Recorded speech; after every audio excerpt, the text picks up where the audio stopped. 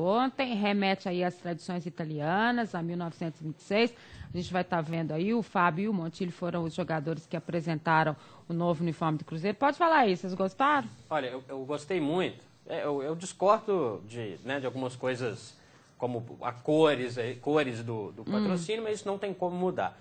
É fundamental os clubes brasileiros, Gilmar, né? Eu falo isso no blog. Aprender a fazer isso. Né? Eu falo isso direto no Camisaria.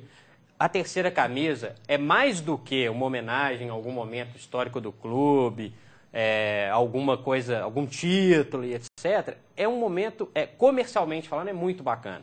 Para qualquer colecionador de camisa, é bacana você ter uma camisa diferente, é bacana com uma cor diferente, com motivo, com escudo diferente, com essas, gostei dessas cordinhas, acho bacana.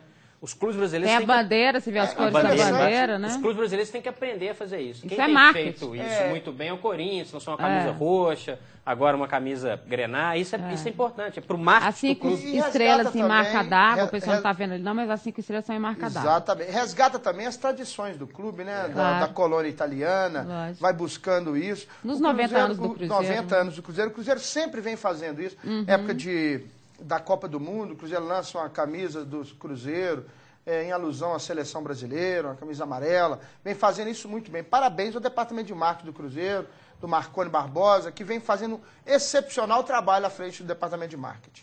É interessante do Cruzeiro agora começar, de fato, a resgatar essas suas tradições. Ele começou isso um pouco depois, um pouco atrasado. O Atlético lançou sua linha de camisa retrô, por exemplo, muito antes do Cruzeiro bem lembrado, se antenar a lançar as suas camisas. Na época, me lembro bem do Zezé Perrella falar que ele não tinha mercado para lançar a sua linha retrô. O que é mentira. A torcida do Cruzeiro ficou inclusive furiosa elas têm edição com isso, limitada, né? viu, gente? A torcida do Cruzeiro na época ficou furiosa, e aí depois o Cruzeiro, sim, finalmente lançou suas primeiras camisas de motivos retrô. Esse ano, inclusive, está com a linha toda, sim, porque a camisa titular também remete ao uniforme do passado. Então isso é muito interessante, o clube resgatar essa história dele. A partir do momento que o clube resgata a sua história, ele tem muito mais chance de ter sucesso no futuro. Então vamos lá com o Atlético? Inclusive o Atlético foi o Fred das camisas que levou o projeto para o Atlético, né? O Fred, e que aí eles aceitaram, encamparam, o marketing foi muito bem feito. Esse Fred não, viu, gente? É outro Fred. Não, é outro Fred. Forma de jogar diferente, as opções do Atlético. Quando a gente fala assim, o Atlético quer jogar diferente, precisa jogar diferente, quais são as opções do Atlético, Romero? Bem, tem várias opções, na verdade.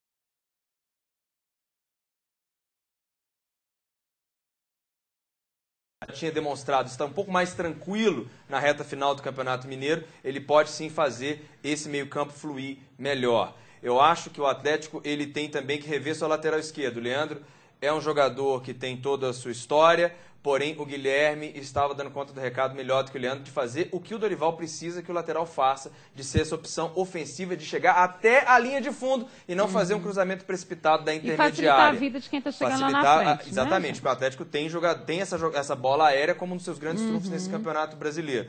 Outro detalhe é a questão do ataque. O Atlético tem que entender que o Magno Alves não consegue fazer essa função de referência na área como tentou fazer contra o São Paulo. Aliás, o Magno é um jogador que tem talento, define bem com as duas pernas, se posiciona bem na área, porém, nos jogos decisivos desse ano, tanto as partidas contra o Cruzeiro, a torcida se lembra muito bem, e nesse jogo contra o São Paulo, faltou aquele punch para ele chegar e, com decisão, ser o jogador que o Atlético precisa. Nesse jogo contra o São Paulo, se o Dorival tivesse tido essa chance, ele não teve pela contusão do Felipe Souto, acredito que, além do Daniel Carvalho também ser uma opção viável, um jogador, naquele jogo contra o São Paulo especificamente, que estava muito fechado, um jogador de referência para trombar com os dois zagueiros e abrir espaço fazendo pivô para quem chegasse vindo de trás. O Marquinhos Cambalhota podia fazer isso, de repente o Jonathan Zobina podia fazer isso. Precisava de um jogador forte, de referência, que pode trombar com seus ombros, como o Adriano fez nos seus grandes momentos da carreira. No que ele trombava, o zagueiro já ia um metro para trás. Hoje ele está trombando em outras coisas. Esse tipo de Olha jogada, só. esse tipo de jogada que é o centroavante. Vamos guardar as proporções de Adriano nos bons momentos para Marquinhos Cambalhota. Não, óbvio, o Marquinhos Cambalhota e o Jonathan Zobina não têm a qualidade que o Adriano tinha. Mas fazer esse tipo de centroavante é o que faz o Guilherme, é o que faz o Brandão no Cruzeiro, é o que faz... O Brandão não fez isso ainda não. No Cruzeiro tipo de jogador, nesse momento do jogo. Agora, olha mas só esse dar tipo de só uma jogo informação é do Atlético que é importante, porque quando a gente fala assim que precisa de um meia, né, precisa de um jogador, precisa de um jogador de meia, precisa de um atacante, é possível que o Atlético anuncie nas próximas horas um atacante, mas não acho que não é esse que o pessoal está falando aí, não. E o Toranzo também, que o pessoal está falando que tem representante na Argentina para contratá-lo, não tem representante na Argentina, e não é esse o nome do jogador que eles foram. E nem é a posição que o Atlético precisa, porque ele é volante. Estou falando que o Atlético está trazendo o Caio que teve as suas melhores épocas no Avaí. Mas o pelo menos o único Caio que eu conheço é do Avaí. Esteve para vir também para o Atlético, quando estava saindo do Avaí, só que pediu alto, esteve até em Belo Horizonte, pediu alto e foi para fora, agora está voltando. E o Caio tem 30 anos. Agora, Dimara, acontece que o Dorival hoje tem mais opções na mão. Mesmo o Felipe Souto não jogando, ele pode colocar o Serginho. O Serginho deve jogar. Se o Felipe Souto tiver condição, eu não sei no lugar de quem que ele vai colocar. Porque o time no segundo tempo rendeu bem mais. E hoje ele tem várias opções. Ele pode mudar, pode colocar o time leve lá na frente. Ele pode colocar, como pede o Romero, um centroavante mesmo lá de referência. Mas daí ele vai ter que comprar esse centroavante. Só que eu não vejo esse centroavante eu também não vi Atlético, lá ainda não. no time do Atlético. Na verdade, deixa eu só explicar isso melhor. Eu não acho que o Dorival tem que entrar com esse centroavante, não.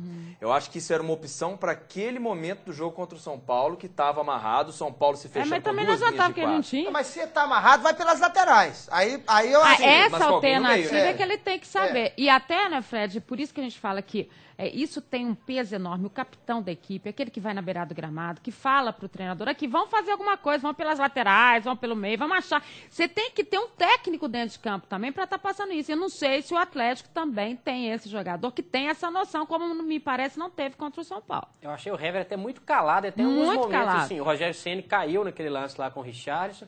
Eu não vi uma pressão. Isso faz parte do jogo também, né? Que você pode chegar e falar, ô companheiro, quanto tempo tem aí? Eu achei o Hever muito distante, né? Os jogos que eu vi com o Richarlison é um jogador que fala muito, né? Ele não é o capitão do time. Ele tenta se organizar. Mas ele grita, o zagueiro, peraí, fica um pouquinho, sobe, vem cá e tal. É um jogador que fala.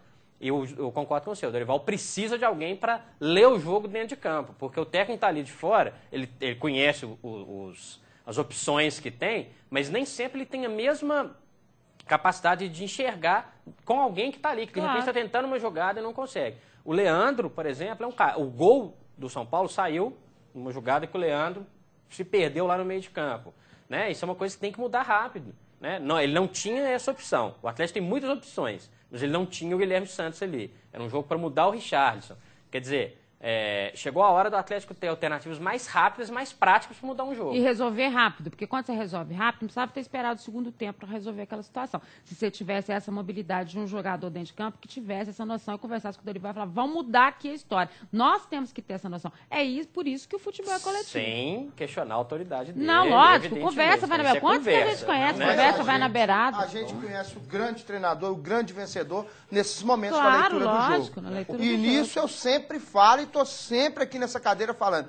Infelizmente, o Brasil é carente de grandes treinadores. E é uma das funções, ou a profissão mais bem remunerada do mundo, para mim.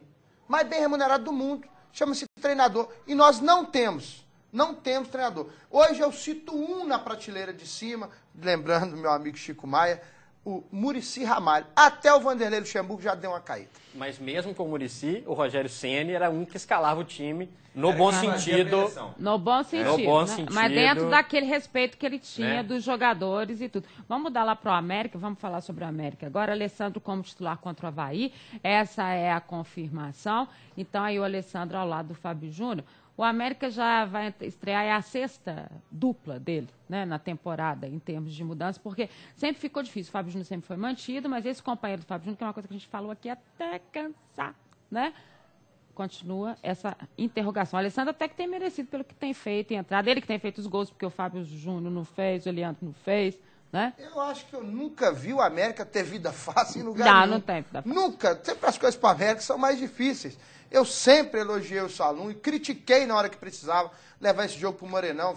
Critiquei mesmo, acirradamente, porque não concordei com isso. E vejo um futuro para o América muito tumultuado. Porque o time do América, a gente pega o grupo do América, o Mauro Fernandes vai ter muito problema, viu, Dimara? muito problema. O América não está conseguindo encaixar. A América trouxe o Thiago Carleto, que era um bom jogador, estava na Olímpia do Paraguai, passou aí pelo Santos, mas não conseguiu se encaixar. O América tinha no grupo, no começo do Campeonato Mineiro, no final da segunda divisão do ano passado, o Rodrigo. Mas é prata da casa, então eles não confiam nas pessoas, não confiam no jogador. Ele é muito melhor do que o Thiago Carleto, ele é melhor do que o Gilson que chegou, e coloca o garoto no banco, não dá valor para ele. Agora, tem um problema, né, Serginho? Você falou do Carleto. Ok, o Carleto jogou 3 jogos e o cara já está sendo questionado. Eu acho que ele tem até potencial. É o erro do América de formar o time. Nervoso, né? Aqui, eu acho que ele foi mal.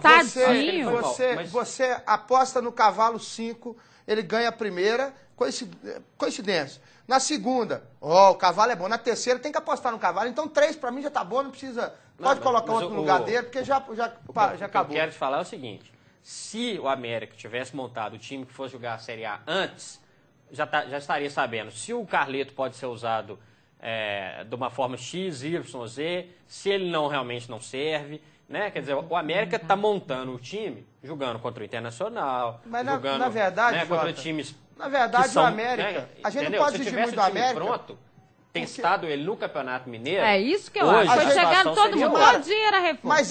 Mas isso nós questionamos o Mauro Fernandes, questionamos o Salum. Aí o Salum falou que não tinha dinheiro naquele momento. Sabe o que o América esperou? A América esperou os jogadores que nenhum time da primeira divisão queria para buscar. Então nós não podemos exigir muito da América, não. Sabe qual que é a missão do América? Se manter na primeira divisão, gente. Romero, rapidinho pra gente ir pro intervalo, depois a gente vai voltar comentando a rodada. Se manter na primeira divisão é dificílimo. Tem ficado cada vez mais difícil. E se você não faz um planejamento, se você tem um elenco limitado, você tem que fazer planejamento. Você tem que ter grupo. O América, a gente lembra que na véspera da estreia estava apresentando 7 reforços. 5 reforços, não tem condições. Todo dia, né? E agora, tá essa dúvida aí, né? Quem vai ser o parceiro do Fábio Júnior? Eu acho que a pergunta tinha que ser diferente, tinha que ser quem vai ser o parceiro do Alessandro.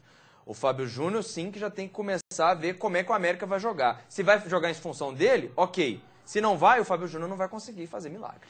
Série A não é nada fácil. E você? Gosta de futebol, né? Gosta de jogar videogame? Então, esta é a sua chance de mostrar para todo mundo quem é que manda no campo. Eu adoro jogar videogame. Campeonato Mineiro de Pro Evolution Soccer 2011 é o futebol paixão nacional no mundo virtual. Dias 25 e 26 de junho, na Praça de Eventos do Minas Shopping. Faça sua inscrição pelo site www.fmfvnet. O primeiro colocado vai levar uma moto 0 km. Você não vai perder essa chance, eu tenho certeza. 14 a 30 de junho, aproveite para treinar gratuitamente das 10 da manhã às 10 da noite. Olha que bacana, você tem até tempo para treinar. Então, entra lá no site e confira, é uma super dica do Minas Esporte para você. E depois do intervalo, vamos à classificação e à rodada do Brasileirão. Continue ligado, olho no Minas Esporte. Olho na Band.